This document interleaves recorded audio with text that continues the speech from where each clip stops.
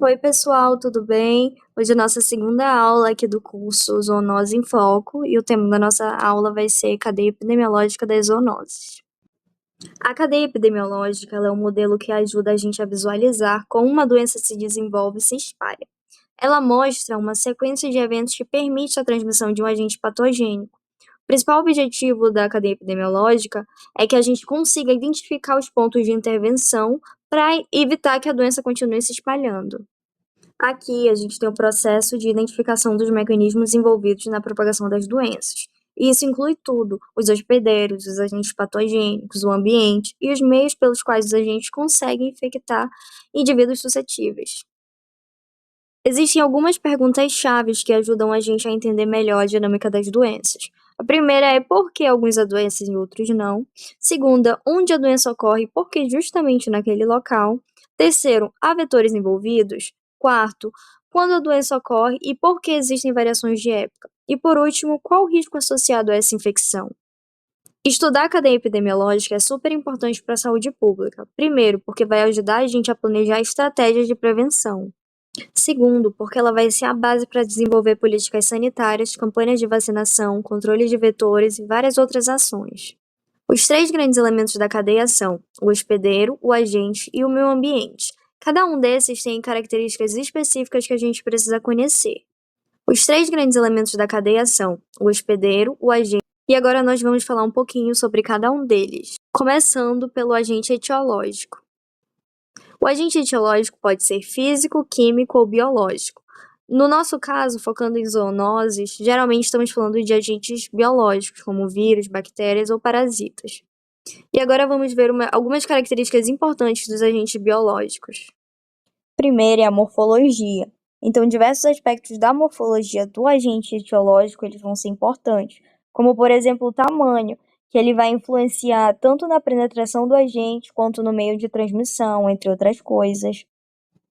Segundo é a infecciosidade ou a infectividade, que é a capacidade que o agente tem de penetrar e multiplicar-se em determinado organismo, ou seja, de causar infecção, independente da ocorrência ou não de agravos à saúde.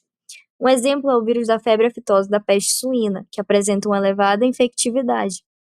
Então, uma vez que eles atingem uma população suscetível, disseminam-se rapidamente, infectando uma boa parte dos animais expostos.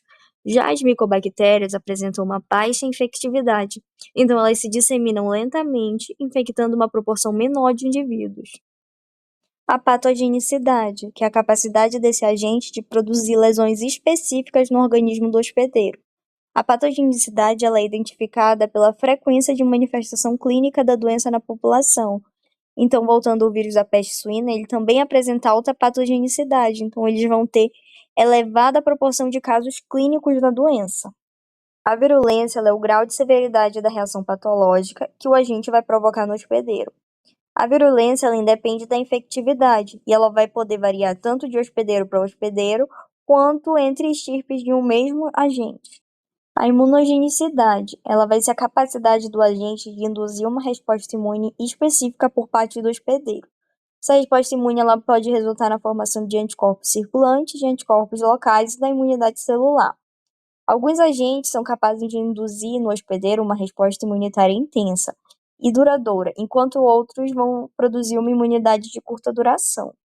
A variabilidade, ela é a capacidade que o agente etiológico tem de se adaptar às condições do hospedeiro e do ambiente.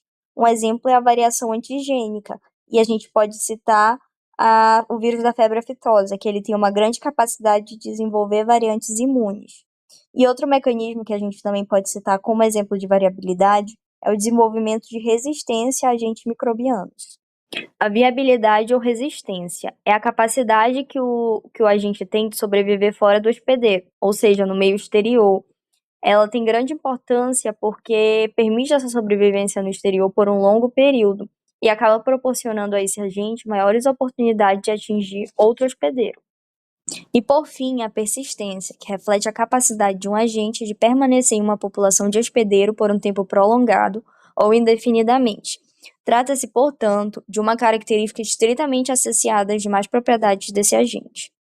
E agora vamos falar um pouquinho sobre o hospedeiro. O hospedeiro, ele vai ser todo indivíduo capaz de abrigar em seu organismo um agente causal de doença, com o qual pode estabelecer relações variadas.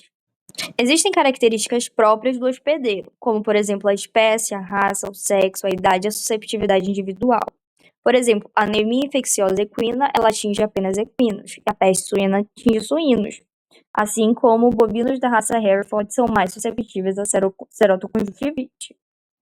Também existem características que podem mudar dependendo do ambiente e do próprio agente, como, por exemplo, o estado fisiológico. Se o animal está lactante, gestante, subalimentado ou estressado, isso vai alterar e vai deixar esse animal, podendo deixar esse animal mais susceptível a receber essas doenças. E por fim, vamos falar um pouco sobre o ambiente e como ele vai influenciar nesse agente. Dependendo das características do ambiente, ele vai apresentar condições fundamentais para o comportamento do agente etiológico em uma população de susceptíveis.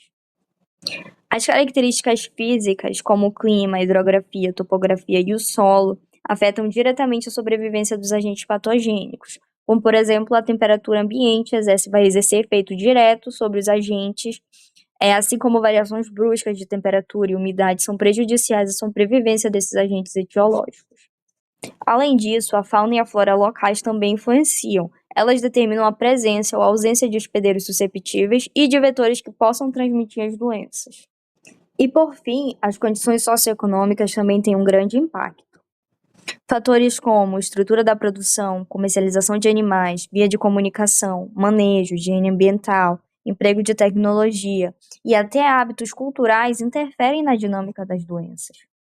Então é isso, pessoal. Muito obrigada por acompanharem. Se tiverem qualquer dúvida, podem mandar mensagem. Até a próxima aula.